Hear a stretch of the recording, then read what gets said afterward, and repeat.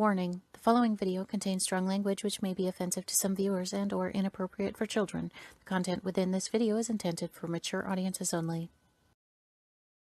Welcome to Everythin Yet Nothin. Here's a hillbilly in eyeshadow who's looking fabulous and talking about anything yet something. Get ready to chew on a blade of sweet grass and talk about a variety of LGBTQ topics to the lifestyle of a gay hillbilly. Watch out, folks. These hills don't just got eyes.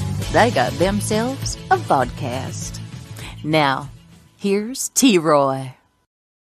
Hey! Welcome to Everything Yet Nothing. Oh my goodness, I cannot wait to share this story and this beautiful lady's once in a lifetime ever story of her life with you. It is absolutely phenomenal. It's beautiful.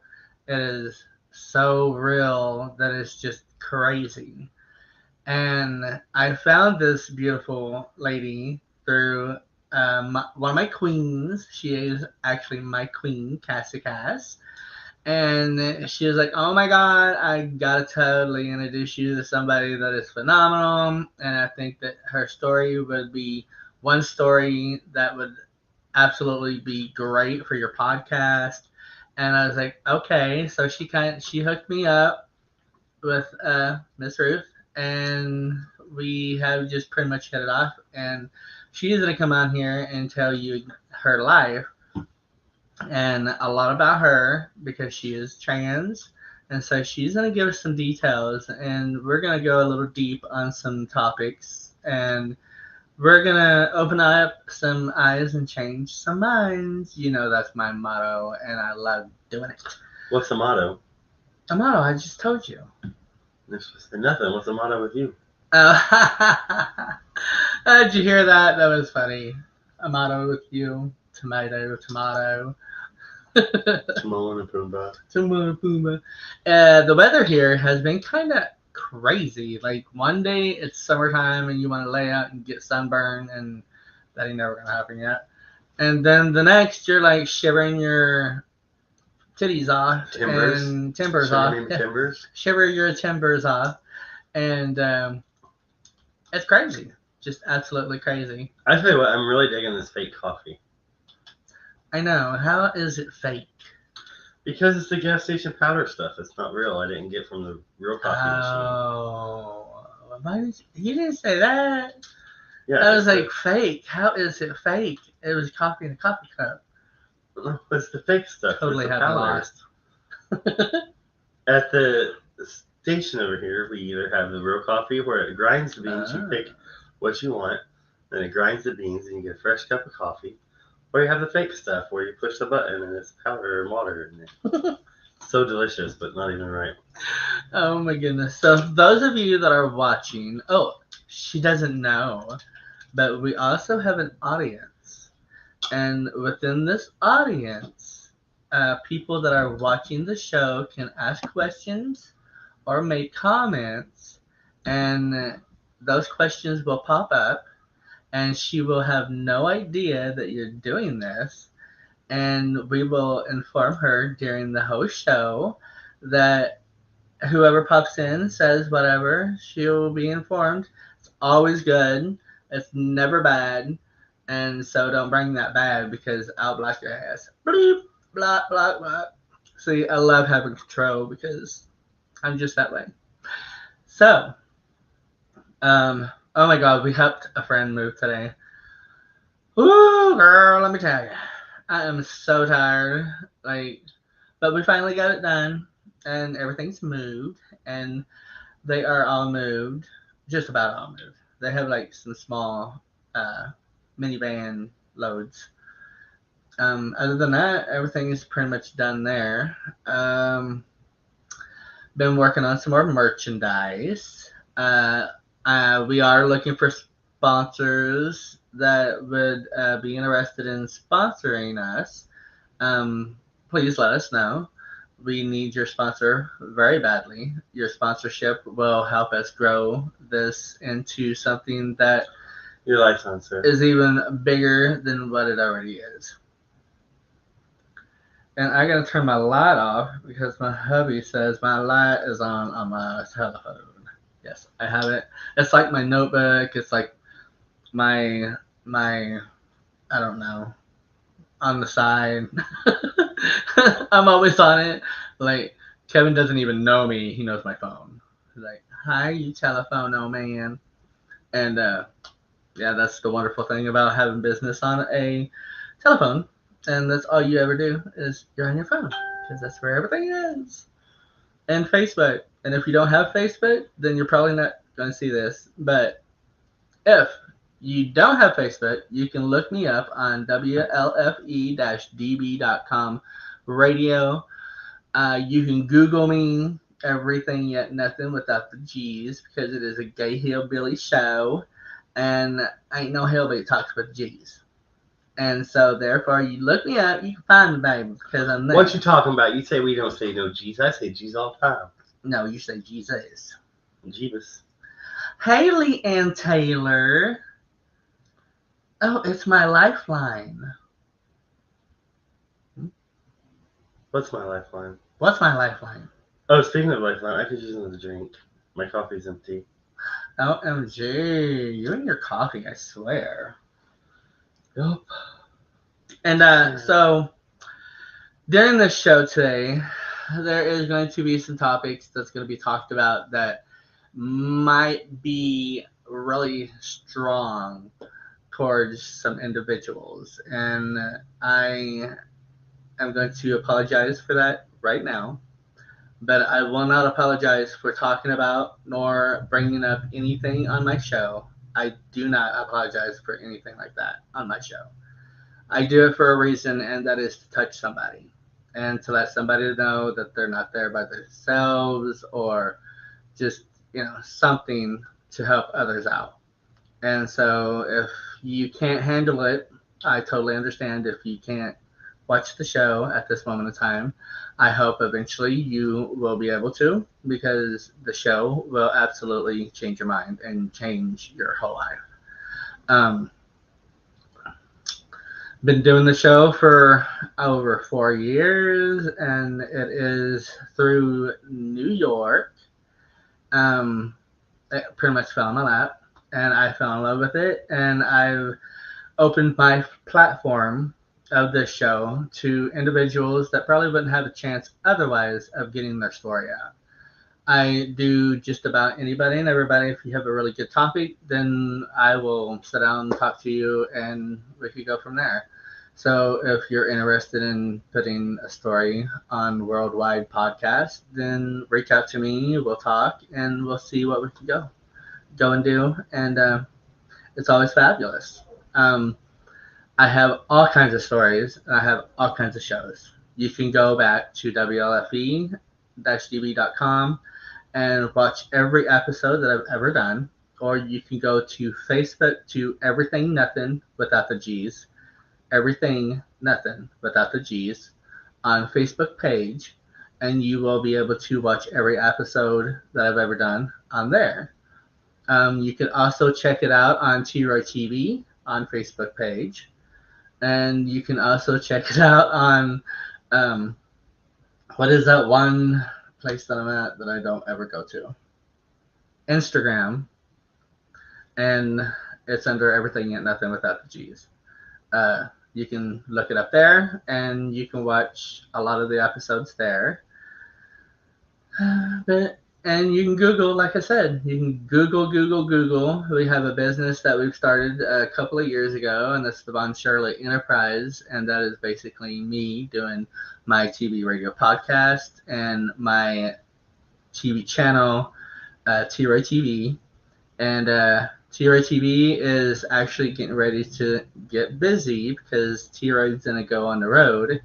And on Where are you going? Trips to on the road, I'm going to film myself to let you know exactly what's going on and what I'm going to be going through and why I'm going to be doing it. And I'm going to show you a little bit of a different side of me that you probably wouldn't think I would ever do. And I can't wait to show you that, because let me tell you, I'm just like anybody else. I have worked on farms. I have fished. I have live from creeks and rivers and lakes, and I live on a farm. Like, you name it, I've been there, I've done it. But what I am going to show you, totally different, and you will never see it done my way from anybody else ever. Um, do you have anything? No. Is this your show or is it show? Okay. Show? Well, we are going to pull our guest out, and here is Lady Ruth Jillian Ratner. Right? Hi, everybody. Hey, baby. How are you? So, Kevin, I need a favor from you. Yeah. After this show, please spank T. Roy for this little surprise. Okay. The only problem is I think he might actually like it. He will. But Oh, I I'll will. spank him anyway. Oh, you will. Oh, goodness sakes. I thank you so tremendously for this opportunity. And Oh, you're wow, did you ever talk me up? I swear. I'm good. I know. I feel like a princess right now. I really do. Good. You should, because you are. Oh, thank you.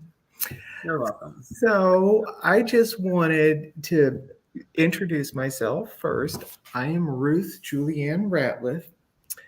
In the flyer that was put out by T. Roy, I think you'll see the old me that was Ralph. Obviously, that's the way I was born, but that was not me. That was the person that I had to live as because of what societal norms forced me to be. Yeah. And I went to extremes to cover up who I was inside. I truly went to extremes. As a child, I tried to be who I needed to be. And of course, it was squashed by my parents, who were very old school traditionalists. And then as I became a teenager, that squashing turned into a total shaming that internalized. And I know a lot of people that have experienced just that exact same thing. And it leaves you with an utter horrific pain inside. That pain is something that can never be filled because you're literally trapping the true you in a body that it doesn't want to be in. And so I spent decades actually with my body starting to try and shut down. I went for almost 20 years with my blood being out of whack, to the point where in the last 10 years, I was actually having to get what they call phlebotomies. It's where they go in and they draw a pint of blood off of you, sometimes as much as every 2 weeks, sometimes as much as once a month. And they would do this because my hematocrit and my red cell count was through the roof. Yeah. Now, there was no explanation that the hematologist came up with, and that they had a Band-Aid fix, which was just drain some blood. That meant every few years, 2 to 3, I was having to go in and get iron infusions because I would drop so low in iron that it'd actually get to lethal levels. Oh, wow. Yeah, it was not fun. No, it doesn't sound like fun.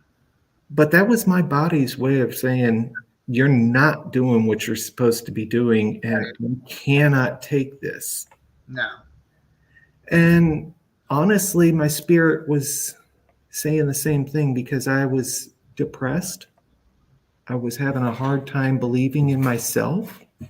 My self-confidence was never there. The heartache that was always in my soul was there because I was trapping somebody inside. Yeah. As I tried to overcompensate to hide her from the outside world, I went to extremes. I became what others wanted me to be, at least in my brain, what I thought others wanted me to be. Mm-hmm. And all the while, my body was sitting there saying, no, no. Right. So at age 40, I went to the doctor and had a physical done. And she did all the standard blood work. Everything was great. At least that's what we thought. Now, fast forward 5 years, I've got a fatty tumor that needed to be looked at on my belly. I go in to get a CT scan and they come back and they say, hey, you've got a really bad kidney cyst. Let's get you over to this urologist and get that looked at. Okay, no problem. Only problem was it took almost 9 months to get in to see this urologist. I get in to see him, and on that very visit, he says, yeah, you'll either lose the kidney or it'll get better, one of the two. I really don't care. What I do care about is this blood test that you had when you were 40. I'm like, okay. Why? Why do you care about that? My doctor cleared me. And he says, yeah, there's a PSA test in there that even though it's in the normal range, it's normal for somebody that's 65, not somebody that's 40. And he says, I want to go on ahead and do this test again and see where we're at. So we do. And he calls me up and he says, we're still not at a number that I feel comfortable with, but it is in the normal range. So we're going to wait 6 months, do it again, and see where we're at. Went in, did the test again 6 months later, and here was the same number again. Again, I'm sitting there right smack in the middle of 0 to 4, which is normal. And I said to the doctor, well, why are you worried about this? And he's like, you don't understand. This is a normal range for somebody who's in their mid 60s or higher. You've been tracking like this since you were 40. That's not normal. So the doctor convinces me to go for a biopsy. Not a fun process. I'm going to tell you, anybody who wants that, oh, dear God, have mercy. Smoke some weed before. A lot of it. Yes. Oh, because it's going to hurt. But I get a call 3 weeks later. It's the doctor. I'm on my first day on a job site out in the middle of Kansas. Little tiny podunk town called Bushton, Kansas. And he says, I normally have my nurse call on these, but I don't want to have you hear this from a nurse. Unfortunately, you have prostate cancer. And it's a Gleason level 7, which is about a stage 2 cancer. Oh, wow. And so I said, okay, well, what's the next step? And he says, well, cancer of the prostate is really easy to take care of, and we're not going to have to worry about this. You can have this taken care of in the next 5 to 6 years. We can put you on some medicine that'll slow it down. It's not going to be a big deal. Right. Because I just have a little bit of discomfort here because you are so young. I would really love to get this checked out with a genomic test. But guess what? It's going to cost you because that's not covered by insurance. So they did. They sent it on off. Came back. Oh my gosh, this is aggressive. We got to get this out of you right away. Now, I'm going to tell you right here and now, I was so sick and tired of living as a man. When he came back and said it was aggressive, I literally wanted to go on ahead and ask God to take me. I went and called my mother, and I was going to tell her that it was inoperable and that it was bad. Right. I couldn't get past it was bad before she broke out in tears. Right.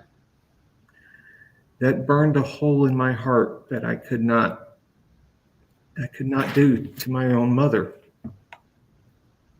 So I called him back and I tore up my golden ticket off of this planet. And that was a hard thing to do because I was so miserable being a man. I was at the point where I was crying myself to sleep at night, begging God, please let me die in my sleep or wake up as a woman. I was ready to die. Yeah. But I could not let my mother have to bury me. That was not an option. So I called the doctor back and I set the appointment for the first available appointment, which was July the 3rd, 2018. And on July the 4th, 2018, I woke up in an empty hospital room. I do have a couple of absolutely divinely good friends, but I had pushed them already out of my life. You know why? Right. I hated myself. I hated myself so bad that I didn't even want to be alive. But I tore up that golden ticket and I threw it out the window so that I didn't have to watch my mother cry. So I laid there in that hospital bed and I'm like, well, now I have to learn how to live. And so I tried to come to terms with what I was. And this is the part that I think a lot of people struggle with who were in my boat on that day. Sexuality and sexual identity. They're two separate things, folks. Mm-hmm. They are two separate things. So much of our social conditioning has put them as one. Mm-hmm. So much of the religious community put them as one. Yes. We live in a world where everybody that came before us twisted those two together and said, you cannot be a transgender woman unless you loved men. But the problem is I only loved women. And I was sitting there trying to rectify this and say, I feel like a lesbian trapped in a man's body. I always joked about that, but it was really the truth. Right, right. And I couldn't understand it. So I started getting online and I started actually Googling the transgender community. And it was kind of my awakening moment. And that was my golden ticket to live. So I had torn up my golden ticket to die. And in that very day, I got my golden ticket to live. And that was the start. Now, mind you, it's not been an easy path. It took me 9 months of seeing a counselor occasionally to get me past the shame that was in my mind, because I had gone for 30 years at this point buying women's clothes. Mm-hmm. I would get ashamed of myself after a few days and I'd throw them away. And I beat myself up inside my head. Right. I'd be so ashamed of what I was doing and who I was and how I felt that I'd put myself even deeper into that hole. And then after a while, I'd have the woman inside me start yelling and screaming again. And I'd go back to the store and buy something else. And next thing you know, I'd get ashamed of myself again because of the social conditioning and endless cycle. But on that day, as I laid in that hospital room, as the only friends that I had asked not to come because I had hated myself so bad that I didn't want anybody to see me. The two most wonderful people in my life, the two people who absolutely believed in me, I was pushing away because I couldn't stand myself. Yeah. And I found myself alone right there. And I realized I had to learn how to love me. Yes. There's no way I could ask anybody in this world to love me until I learned how to love myself. Absolutely. And it took a little while for me to learn how to put that shame aside and start embracing my true self. But thankfully, through counseling, I was able to abandon that shame and set the social conditioning aside and start loving who I am. Good. And that's a hard thing to do. It is. Absolutely. You know, if we fast forward a couple of years, I finally get in to see an endocrinologist and I get on my hormones and I start feeling better. And I'm like, wow, this isn't what I expected. I'm actually feeling better. Not just physically, but emotionally. The year goes by, I'm on my hormones, and that endocrinologist says to me, why are you still getting these phlebotomies? This is crazy. You've been doing this for 20 years of seeing a hematologist. In the last 10, you've been draining blood out of yourself. This is stupid. Get somebody to look into why this is happening. Yeah. So I started seeing a research hematologist at WashU in St. Louis, and she sees the correlation right away. I'm actually getting better. Now, mind you, I had been diagnosed for 20 years as having blood cancer. That was their excuse for what it was. It was. I was pre-leukemia, is what I was told. Well, blood cancer, pre-leukemia, you don't get better from. No. It just gets worse and gets into leukemia. Right. And so this research hematologist, she says, wait a second, you're getting better. And she looks at the charts and she says, you got better the minute you went on to the spirulactane to block the testosterone. Your body is healing itself. Your body wanted you to be a woman this entire time. Wow. And the more I embraced my true self and quit letting the world tell me who I had to be, the better I felt, not only emotionally and spiritually, the more confidence I got in myself and the more I believed in who I am. But I also physically started to heal. Physically, I started to heal. That's awesome. Now, we fast forward to last summer.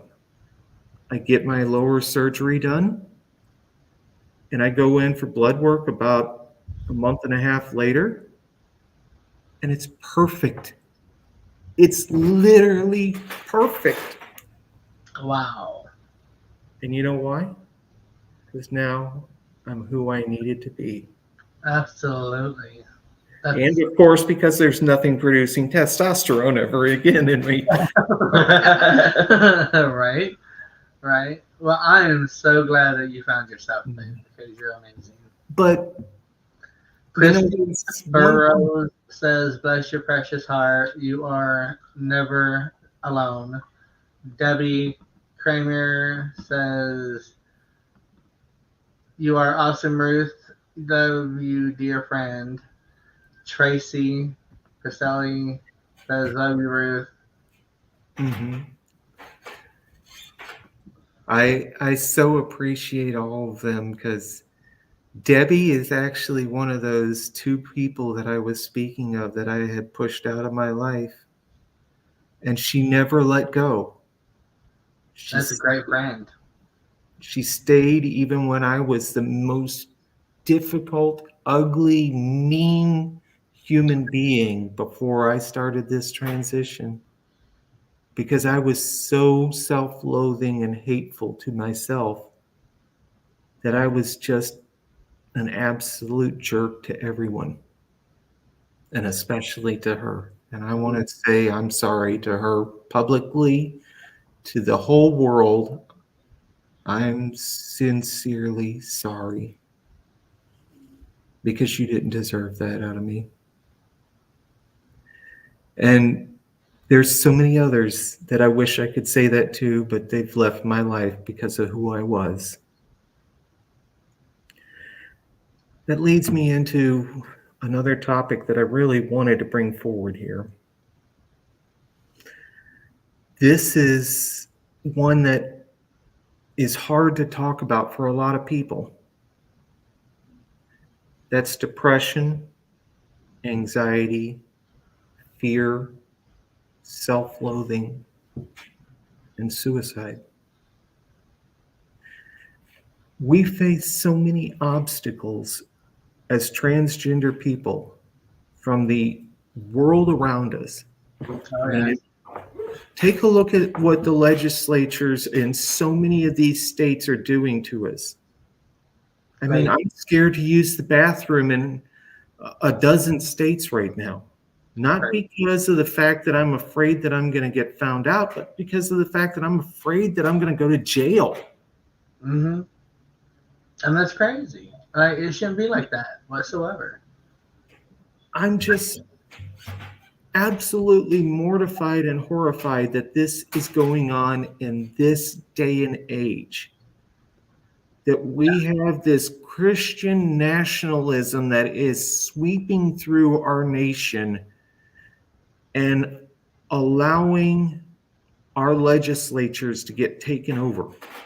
And I say this because I have researched into these bills that are taking over, and they're all being backed and lobbied by religious groups in this country. These are the people that are in the background that are pulling the strings of our government. Yep. Yeah, And what are they doing? They're erasing people like me. absolutely. They And are they're making, doing it from fear, bigotry, and Ignorance. hatred in the name Yes. of religion. Mhm. we have a hard enough time ourselves just loving ourselves. Yeah, And now we have an entire world out here that we don't know who we can trust and who we can't. right. And that's why a lot of stuff is happening because Yes. people don't know who to Yeah. reach out to or who to That's it. talk to or that they're not alone because nobody cares to really put it out there, you know? Mhm. Nobody else to know. So Yes. And the suicide rate in the transgender community is through the roof. through the roof.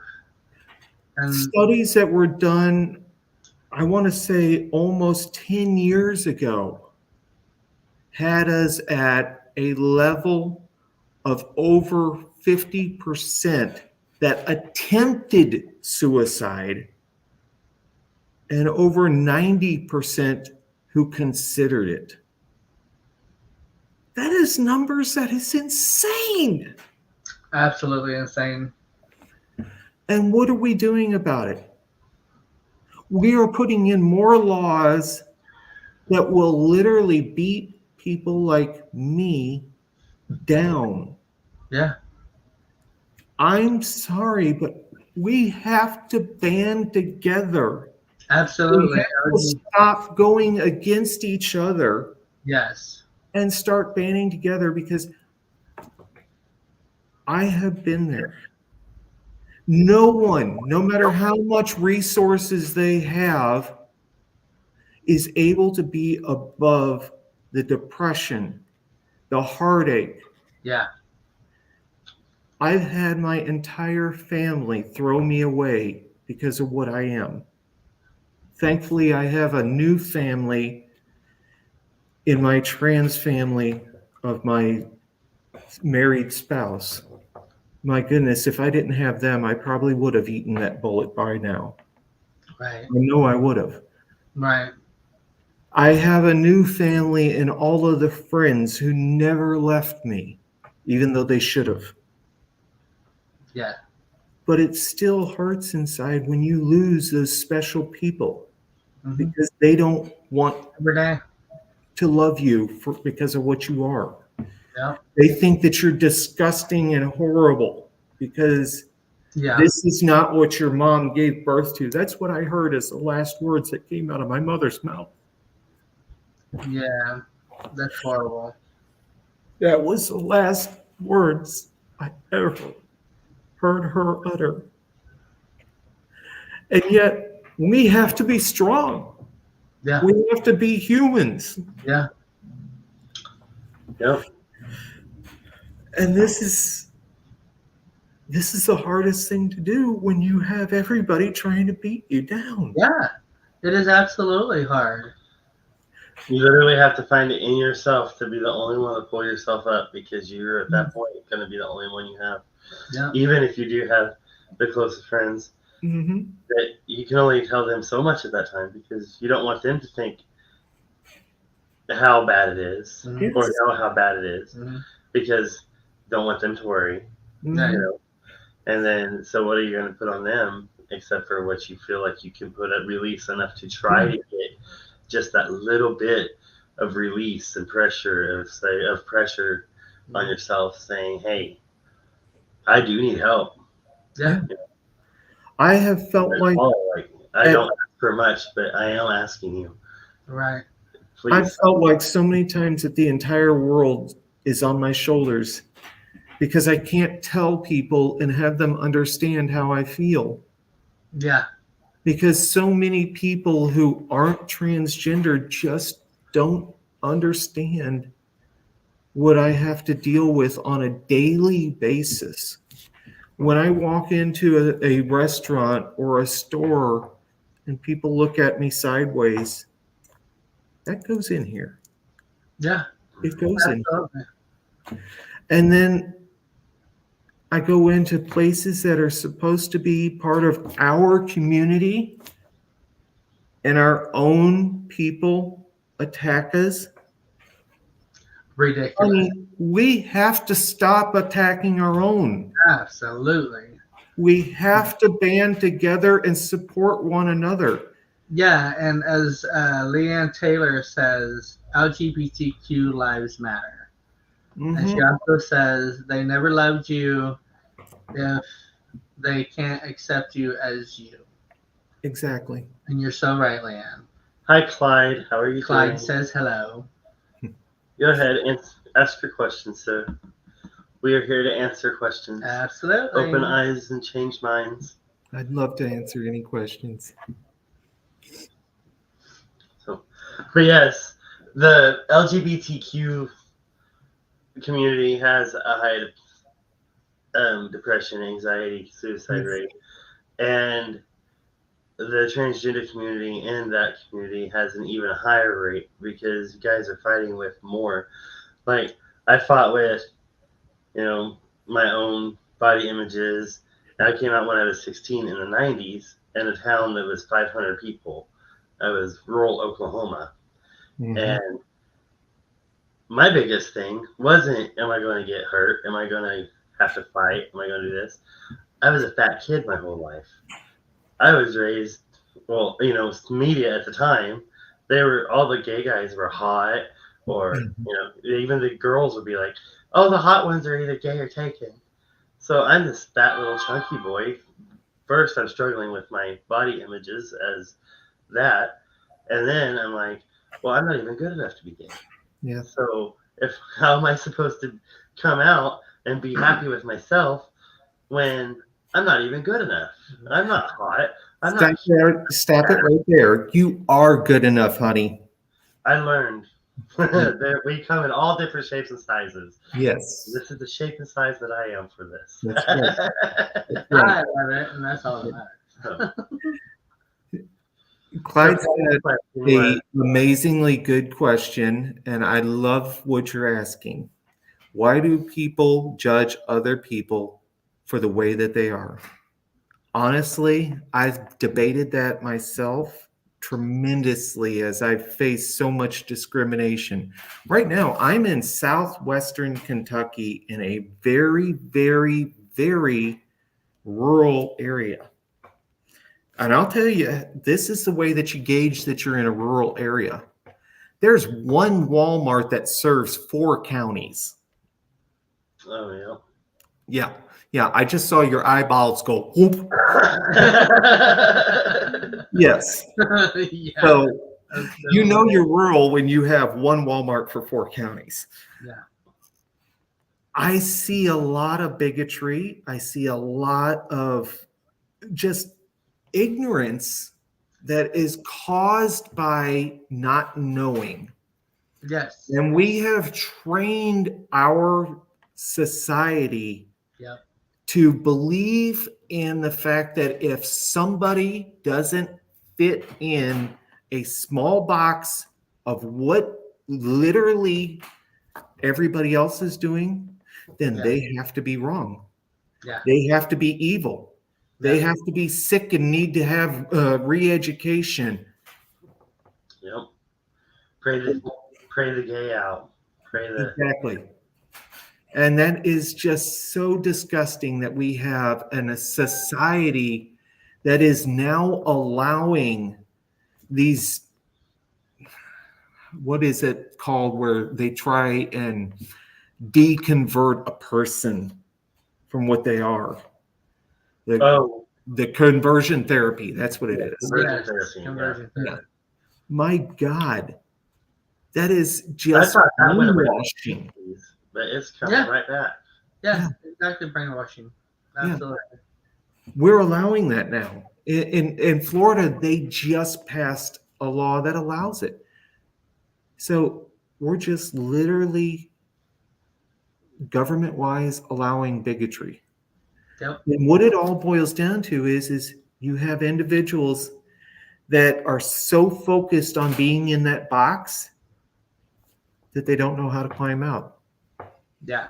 And then I think another realm of why people are doing that is because it makes them have to question who they are and what they feel. Because I work in an environment where there is a lot of masculinity. And I've had a few people looking at me like, oh, baby, she's hot.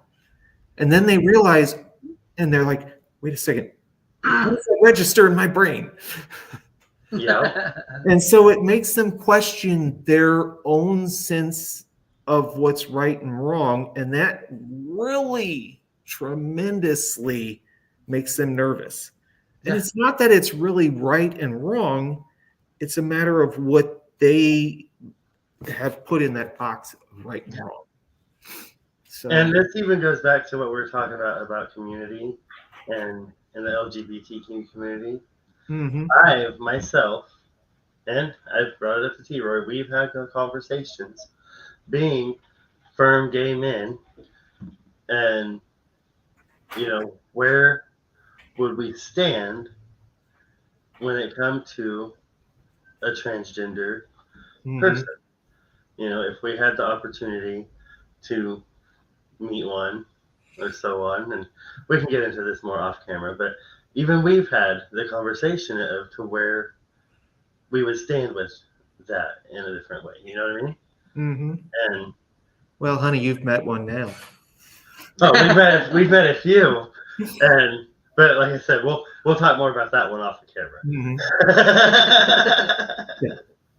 So I really want to emphasize, though, that we need to start working together as a community, because this depression, this anxiety, this fear, it's putting so many of us onto that suicide list. And we don't need to lose people from our community to that. No. We don't need to have another person get buried in the ground. No. We need to lift each other up and hold each other when we are Yes. crying. Yes, and we need to guide those that need guided. You know, like there are so many Absolutely. children out there that is killing themselves because their parents don't want them anymore, don't Yes. love them anymore, don't like them anymore. And that is absolute bullshit. And Yes. you are not a parent if you're doing that to your children, because that is not the right way of doing it. Sorry. And it doesn't matter what age you are when your parent No, rejects you. absolutely not. It hurts beyond words. Yes. It happened to me just a year ago at the age of 50, which I hate to say, but yes, this is 51. Dang, girl. 51. Yeah. Yeah. You know it. Bad. I'm the Marilyn Monroe of 51. I'm telling you right here now. But I see it. But it still hurts whether you're 17 or 50. Yes. And it hurts deep in your core. Because I'm going to tell you right here and now, that rejection, that horrible rejection you feel when a family member tells you, get lost because of what you are. Oh, yeah. It literally sends you into a downward spiral that it's hard to get out of. Mm-hmm. And I have been there. It's caused me to get into a downward spiral that I started drinking. Mm-hmm. I started getting into a self-loathing again. Right. I don't know how many times I woke up on the bathroom floor because I was totally trashed out that night from alcohol. I don't know how many times I tasted the steel as I tried not to pull that trigger and find a reason why I should live. Yeah. And I had a reason. I was lucky enough to have a reason. I have an amazing family now. A family of the people who truly want me. The friends, the actual married family, the people who want me now, the people that are in my life now, those are the ones that I lived for. Absolutely. Yeah. Those are the right ones to live for, right there. We have a really close friend. I'm not going to say her name, but we all three have this really close friend. And her mother recently passed away a few months ago. Mm-hmm. And she said it was, as sad as it was a relief, because now she doesn't have to worry, why doesn't mom love me? Why doesn't, because of who I am. Yeah. And it's sad that you have to live that way. And then when this happens, it's not only of sadness because, all right, well, my mother's dead, but then you get this relief off your shoulders, like a weight's been lifted off your shoulders, just because you're like, well, I no longer have to worry about why this person that gave me life is judging my life. Yes. Yeah. So, yeah. Absolutely. And I still feel that judgment from my own family, even though they haven't talked to me for anything other than, where's my check for money that I owed them? And I'll tell you, that hurts. And it still lingers in the back of your brain. It does. My brother and I are close because, well, he's very right-winged and Christian-based. And I come from a Christian-based family in Oklahoma. But my dad, my mom, my sister, they've all accepted me and everything. But my brother, he's still like, no gay stuff, blah, blah, blah. I don't see him very often. We see him when we have family things. Yeah. But when, homosexual marriage passed, I did text him and like, so is this going to change things between us because now it's okay to be gay legally? And he still gave me this whole like, well, in Jesus' eyes, blah, blah, blah. So that was the last time I ever tried for acceptance again. Now, it tears my mom up because she's Mhm. like, I don't see why you and your brother can't get along. And I'm like, I love him. We don't fight.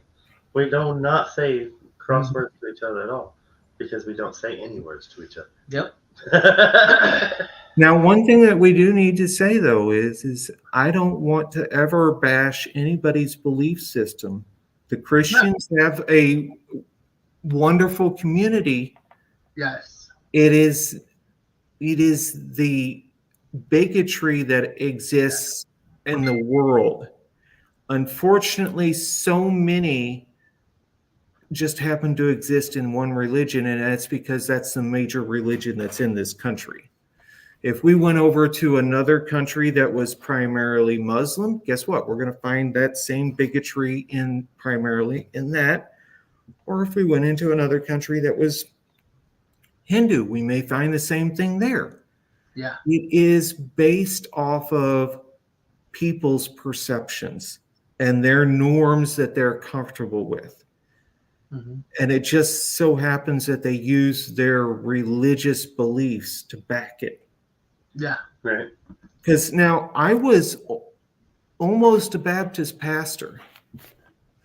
And I know what that book says. I did a crazy amount of studying in that book. And I put things into the context of the time. And I'll tell you this much.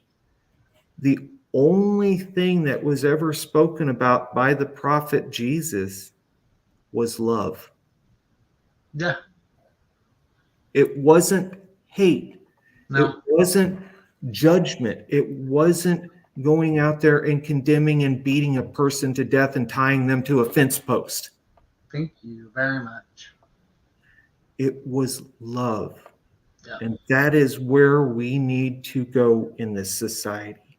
Absolutely. Yes. And so the very first thing that we need to do is start loving not only ourselves, but each other. Mm-hmm. So, And we need to lead with love. mhm. Lead with love instead of fear. Yeah. Yes. Because Yes. if you can lead with love and be like, you are a person and I love you as a person, then your heart is open to let's get to know you. As opposed to if you lead with fear, you are a transgender, you're a gay. Mm-hmm. Yes. And I do not know anything about this, so I fear you. So I love Yeah. Yes. you know. But we do have to do a commercial. We have to pay the bill somehow. Yes. We're gonna put you in the back and we're gonna run these commercials. We'll run them all real fast and then we'll bring you right back out. I can't wait because I got so much more to say. Oh yes. We're gonna go the whole hour and a half tonight, guys. So stay tuned. We will return.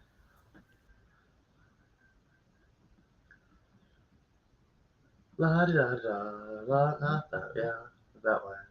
No, yeah, that one.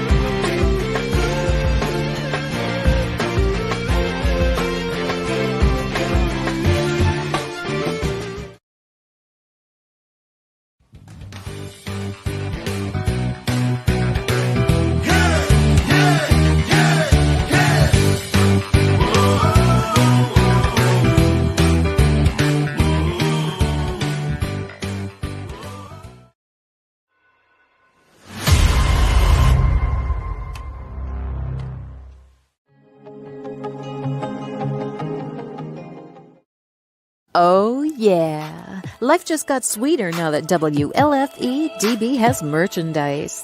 Show your support by purchasing your t-shirts for WLFE, Paratalk Radio, Inside the Drag Closet, and more.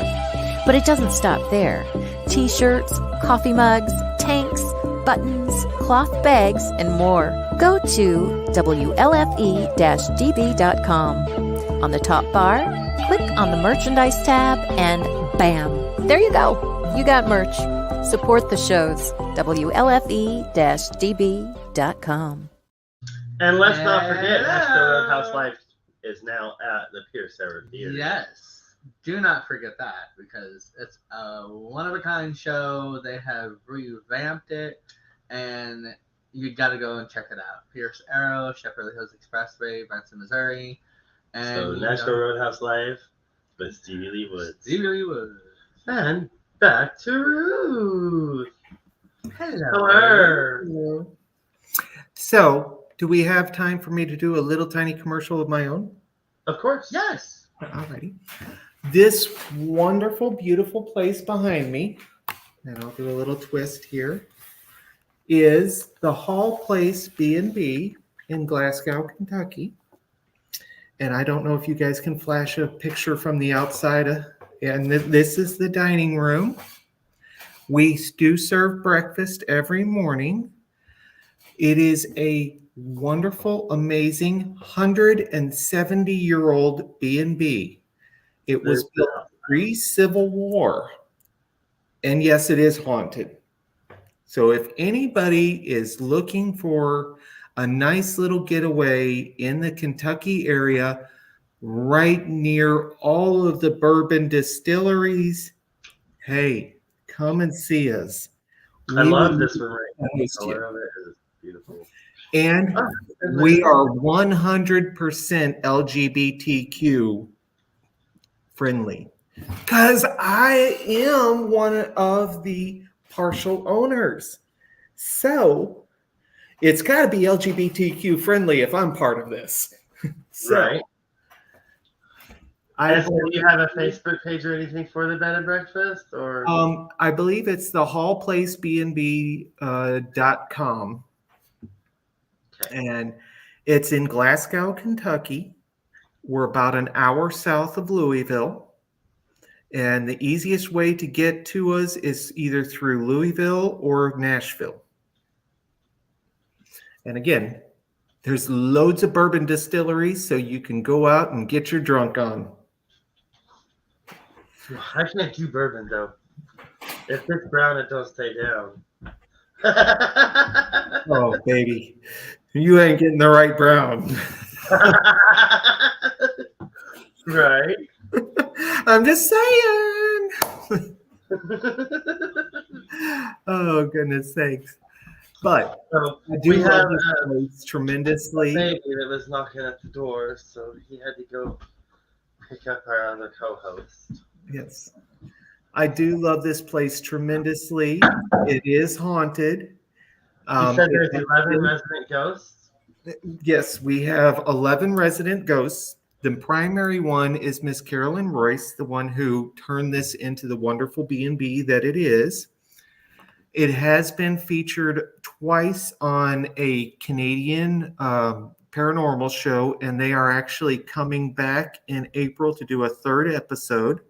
And yours truly will be part of that episode because I have had some experiences here.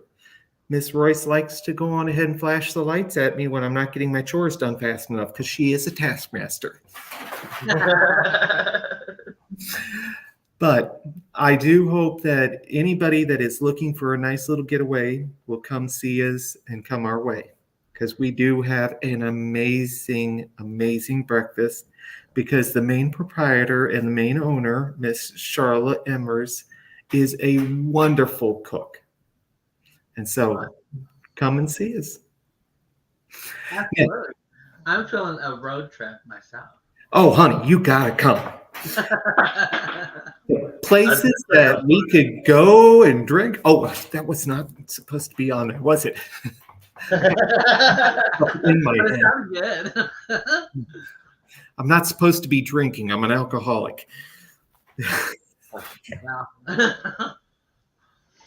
Oh, wait. So let's get back to the show. Yes. So we Debbie were. says that she's been there. It's very nice. Tim Taylor says road trip.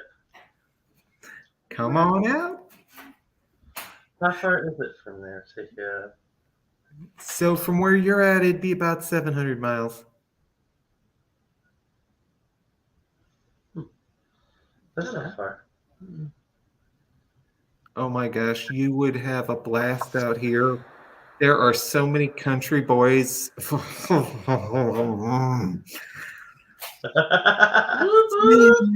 Yeah, just saying. But a little about what I am now. I am a construction superintendent. That means basically that I'm the head bitch in charge, or otherwise known as the HBC, on the job sites. So, what I do is I am the project manager on the job site, the primary person.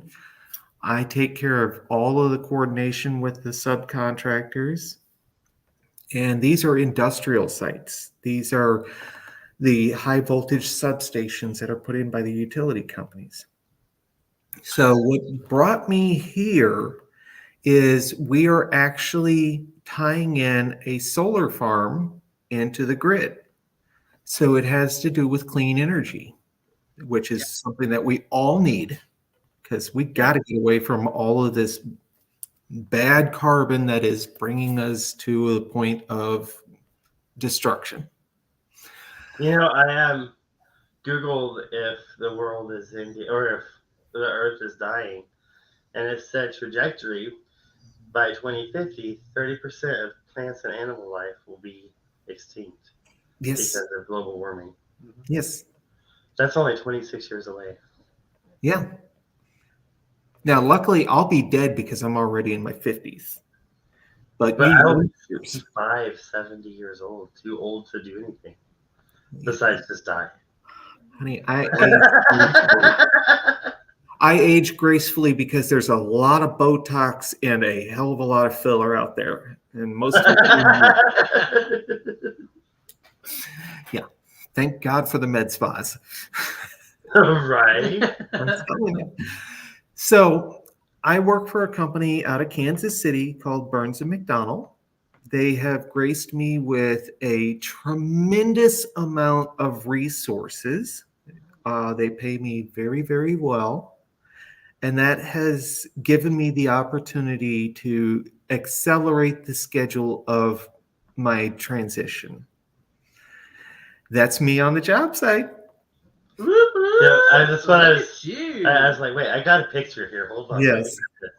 Believe it or not, that was a luck shot with the wind just gusted at the right point. I know, right? Look at that hair blow right there. I'm telling you, everybody thinks that was staged. No, honey, that was just a luck shot. So I was very, very blessed. Literally in front of a fan trying to get a shot like that with my hair. It wasn't working. Well, honey, nobody can pull it off like I can because I got boobs now. Right. Yeah, that does make a big difference. Yeah. So I was very, very blessed by having an extraordinary medical insurance plan and also an extraordinary paycheck. That brings me into one of the things that we need to work together to try and overcome for our community. Because while I'm blessed with the Caitlyn Jenner resources, most of our group, most of the people in our world does not have that. And that brings back to the depression, the heartache, and the suicide rate, because so many of us can't do what I did. This transition right here happened in 3 years. Oh, wow. 3 years. But so many of us are trapped in decades-long transitions. And where does that leave our hearts, our souls, and our minds.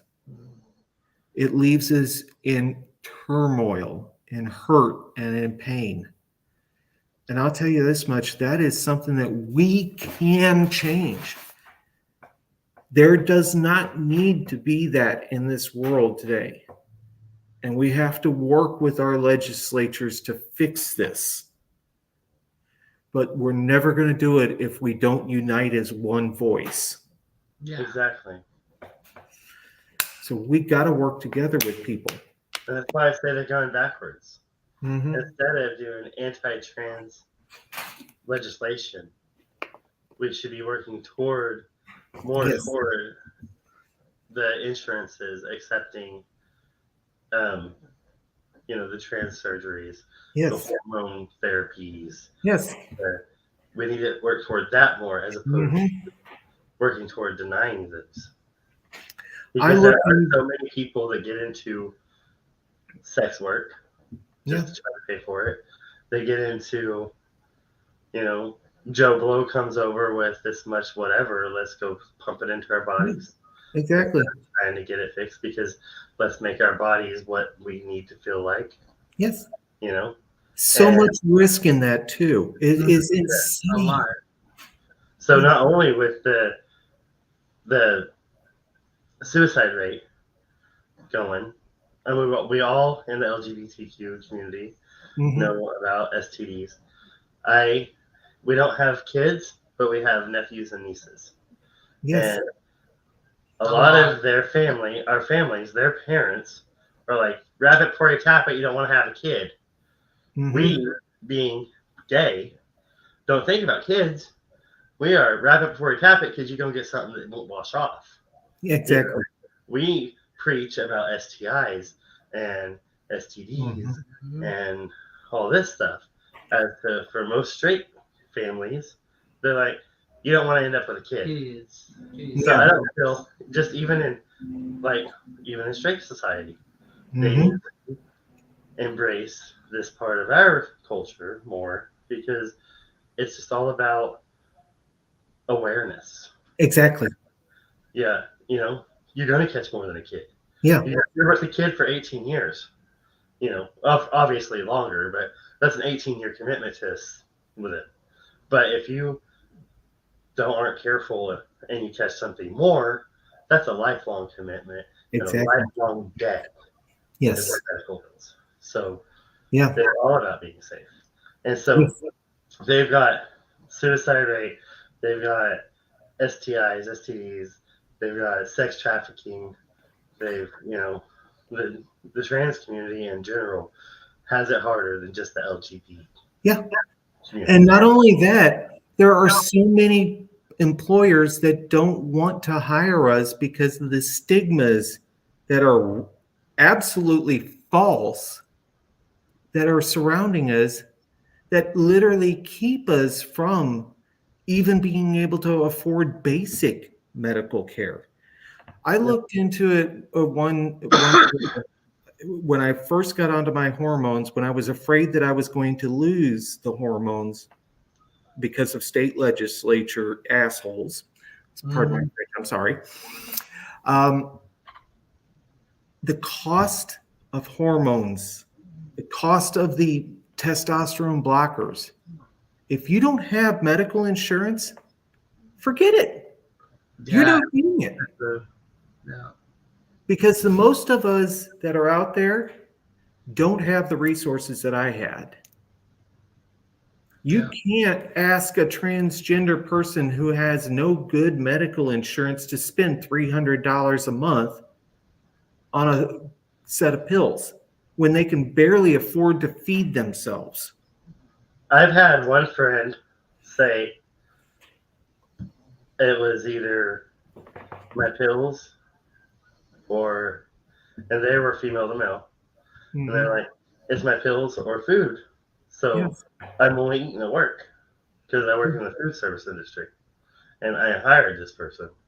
And they're like, well, yeah, can I get something to take home? And I'm like, well, of course. And they're like, because, I had to get my pills so I couldn't buy groceries this month. And how sad is that? Yes. either you can afford your medication to make you the person that you feel that you are, or you can eat to live. Yeah. What is wrong with that picture? And that is, I mean, that's Yes. the medical situation in America in general, anyway. Regardless of your sexuality or your disease. Exactly. And It's so we're dehumanizing our population just because we can't let them have their pills. Right. And that's crazy. Yes. We have Mackenzie Doty saying, "Love you, Ruth. You did so much for the Joplin area LGBTQ group." Thank you, Mackenzie. I And we remember have you. a comment from Christy. "My heart hurts for anyone that feels judged. Please know that there's some good, non-judgmental people still out here. By the way, Ruth, I'm rocking the 50s too. At least that's what I tell myself. LOL." I figured since I'm 50, I may as well rock the 50s look too. Come on with I love it. the headband. Love it. like Ken says when we were talking about the medical situation in Missouri or in America, that's population control. That's it's letting the poor die off and the rich. Yeah. They don't. Some just don't give a shit. It's just monotonous, and it's like if somebody like us aren't out there trying to check these fuckers that are just being ignorant, then sorry. You can tell when he gets passionate because his filter disappears. Sorry, it's my moment. But it's just ridiculous that it has to be the way that it is, and it shouldn't have to be that way. That's right. Yeah. And what is wrong with a society that says, oh, this group over here gets to have rights, but this group over here, well, we don't want them to exist, so they have no rights now. What the heck? Wow. We did that for 100 and almost 200 years, and see what that ended up with. Well, I mean, if you really think about it, America was based on that. We've done that since the birth of America. That's with right. Slavery, with taking the Native Americans' land and putting them in the frontiers, with homosexuals, and with just in American history, if you try to abolish slavery, you get assassinated. Clinton or Lincoln, I almost like Clinton, JFK. You try to make a change in this world, and you get a bullet in your head. Yeah. So, and those that were so opposed to getting rid of the slavery, well, even when they had to, they just made prison camps. Yeah. So they could get them back. Exactly. We have tortured other human beings out of literally just a desire to be better. Yeah. And that's what we're doing right now. Yeah. And then when we have places like the Netherlands that has had no anti-LGBTQ legislation for decades and decades, they've already had a female president, they've already had gay presidents, they've already had, all this stuff. They have cars, it's a big biking community in the Netherlands, it's a great dog community in the Netherlands. You got places like that, and they're thriving. Yes. Well, but if you listen to our politicians, if we allow that to happen, everybody's going to be corrupted and turn it into something ungodly. Yeah. I know, right? Yeah. Well, how about taking a look at the Netherlands and see what happened? Exactly. Yeah. Yes. How's this work? Their crime rate in the Netherlands is minute. Yeah. Because I mean, they've had federally legal, we'll say federal because that's what we deal with, marijuana for, I don't know, as long as I can remember. And I'm 41. I've always said I'm going to go to Amsterdam. And they have the red light district. They have, like I said, no anti-LGBTQ LGBTQ legislation. We've been able to get married over there for years. You've been able to get up trans over there for years. Yes. To them, it's like, why is America so far behind? To them, Exactly. we're stuck in the 1800s still. Yeah. know? And it is. That's exactly where we are now, because we're now making it restrictive to where if I go into the Salt Lake City airport, I have one single bathroom per terminal that I can go use that has one single stall. Or otherwise, I run the risk of getting thrown in jail. Yeah. And that's wrong. That is absolutely. I mean, that is reminiscent of the 60s when we had literally restrooms that were for one race. Yes. And that is just unacceptable. Leanne says, be expletive with asterisk, asterisk, asterisk. You're a woman, use the woman's restroom. And that's exactly what I do. That's how it should be. That's the very right. But because the legislature, it has to be something. She runs that risk. Yes. In Utah right now, if I don't have paperwork from my doctor certifying that I have been surgically altered 100% and a birth certificate that has been altered, which not all states are willing to do anymore, i.e. Kansas, I run the risk of 6 months in the men's prison. As a woman. Yeah. You know what will happen to me? Because they incarcerate per birth gender now. Yeah. Do you know what would happen to me there? You wouldn't make it out. I would be dead within 1 day from horrific means. Yes. And I'm going to go ahead and say this. It'll be rape. Exactly. It'll be brutally beaten to death. Yes. Probably as you're getting raped. Yes. I mean, let's be honest. And whatever, multiple people. Yes. Because that's how the prison systems are. Yeah.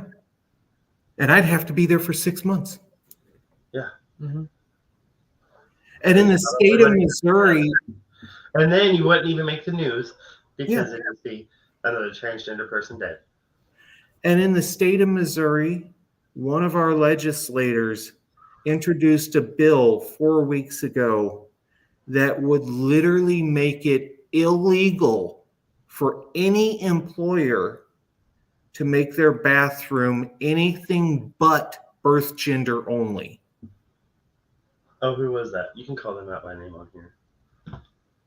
I feel like that is insane. When did we get a government that needs to be that far overreaching into private sector?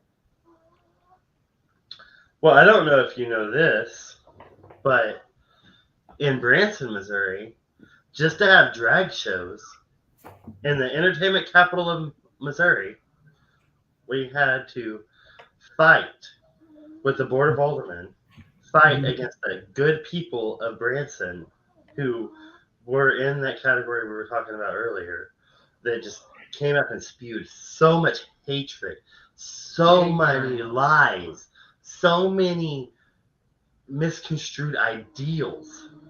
Yes. That weren't even true. No, at all.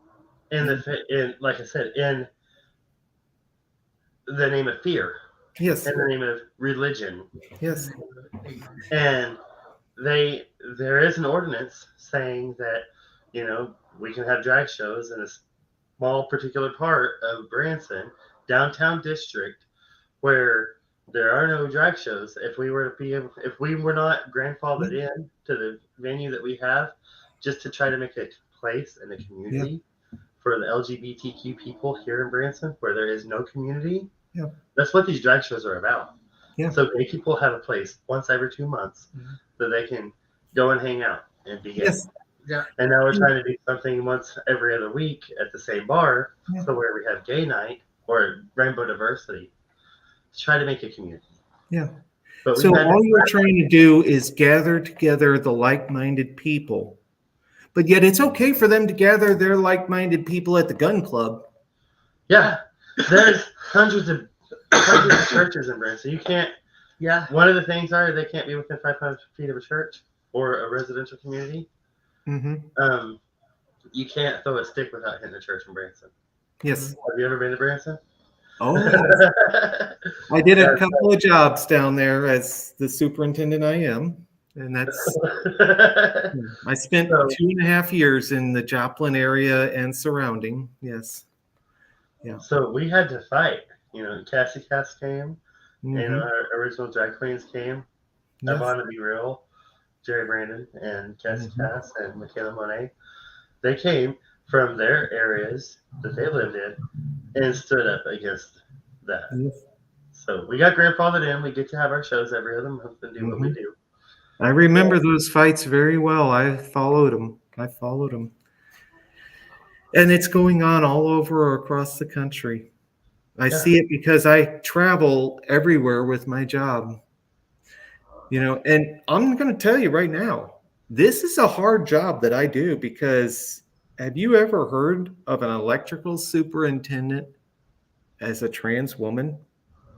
No. It's very, very rare.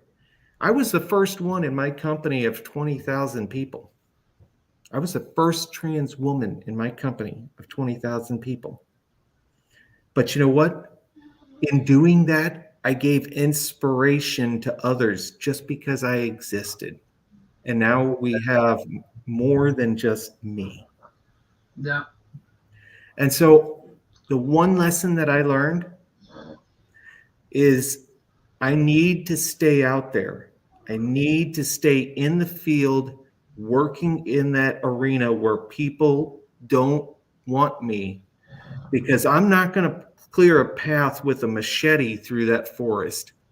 I'm going to take the biggest damn bulldozer I can and make a road for every one of us to walk on behind me. There you go. I love that analogy. That's absolutely. Great. Yeah. Absolutely. Bulldoze that shit over. Yes. Because just by seeing me, I've changed minds. There are construction workers now that are perfectly fine with the trans community being right there next to them. Yeah, and you open their eyes. Yes. To the That's truth. right. And that is something that, oh no, a lot of things can, and that's bad construction. yeah. Wow, there's a foundation issue there if I didn't ever see one. Yeah, you're so awkward. I was just trying to get up and cough off of camera too, and now look what happened. Oh my goodness. Just that over anyway. At least that happened towards the end of the show. Well, we needed a little comedy to end that show, didn't we?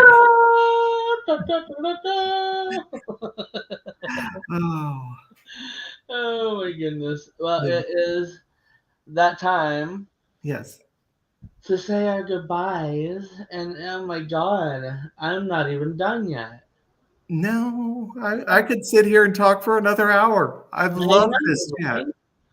Well, there is something that I've been known to do.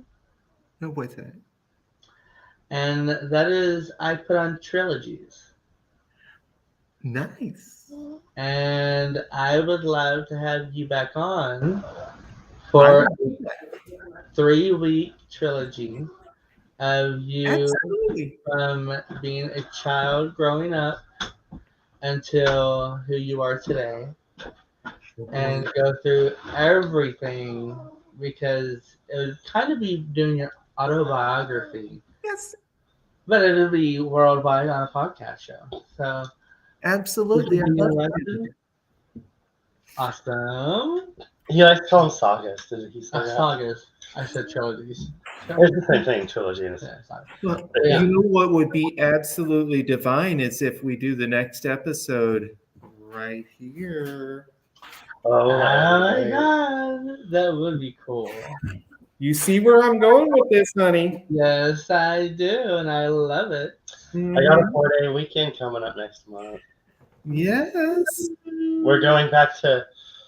We went from set schedule or from a rotating schedule to where we always get 4-day weekends is I'm upper management. And to a set schedule because, well, that was just what worked when we lost the management. Now we're going back to up the rotating weekends. Mhm. So I'll get 4 weekends a month every month. Or 4-day weekends a month every month. So Come on out. Let's do that show here. that would be awesome. That would be so much fun. I mean, look at this backdrop. Come on. This is not a picture that's getting morphed in, honey. This is the real thing. Yes. Yeah, Maybe this is the real we're thing. not really at the beach.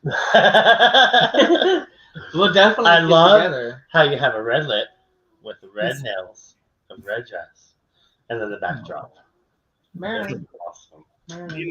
You know how a girl has to be all matching. Oh, yes.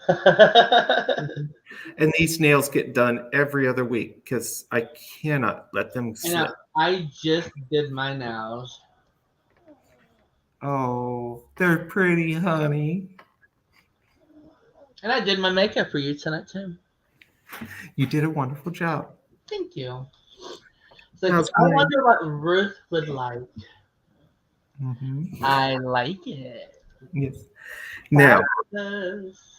3 years ago, there was no way I was doing this. It took me a little while to learn.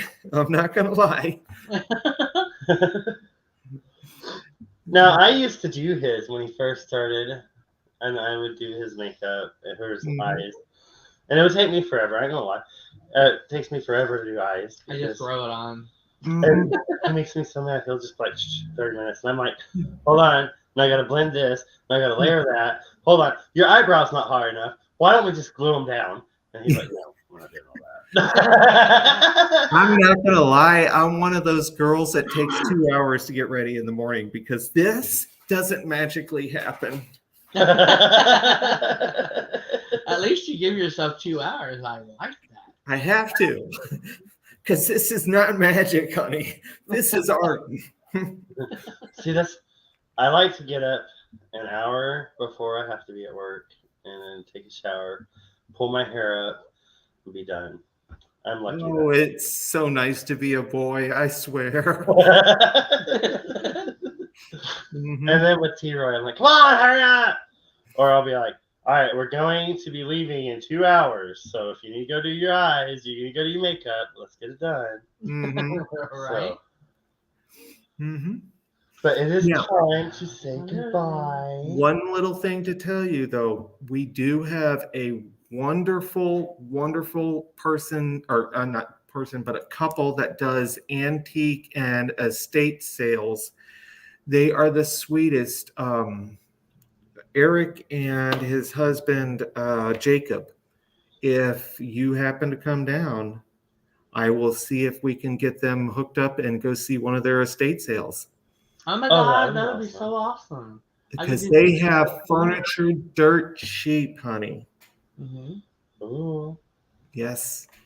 And knickknacks at the wazoo because everybody in rural areas have knickknacks.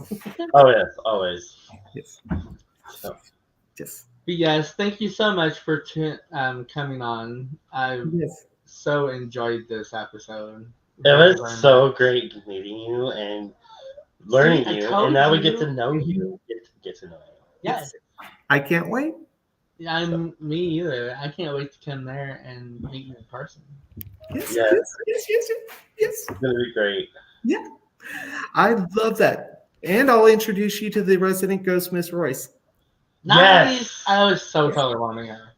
And the proprietor of WLFE-BB Radio is a paranormal investigator. So one day we'll have to get him down there to Kentucky too. Perfect. He's from New York though, because that's where WLFE is through. Is from Avon, New York. So. But if you hang out, I'm going to tell you that little thing that I said. We'll tell you backstage. And we'll talk more later off camera. We'll talk about that, and then talk to you in a second, hon. All right. Thank you.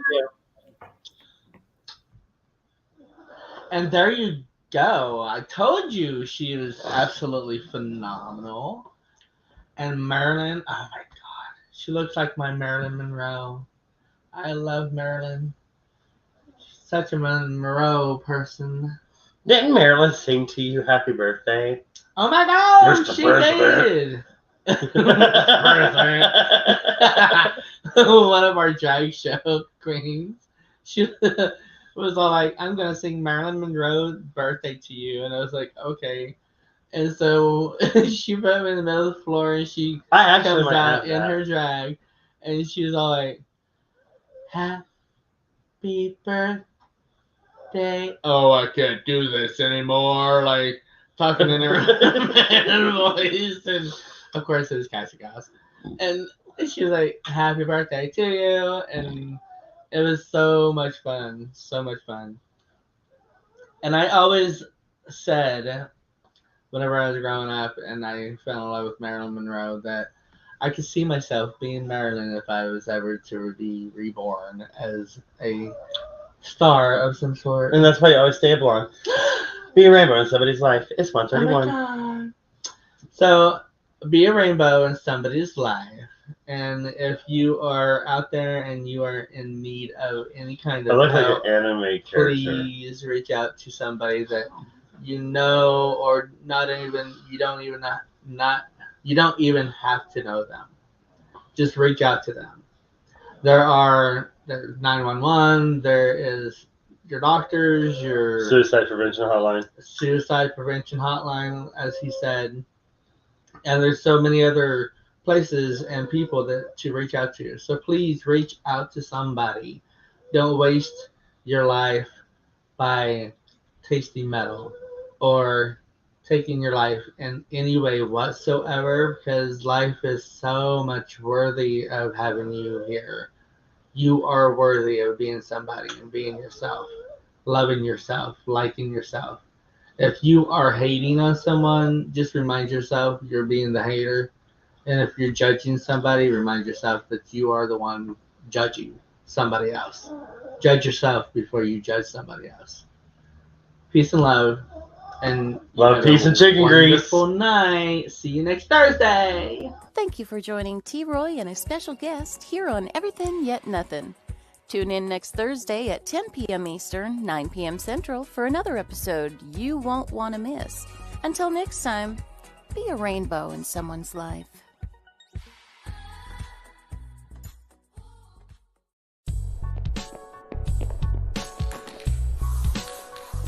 Like and follow us on Facebook at WLFE DB Radio.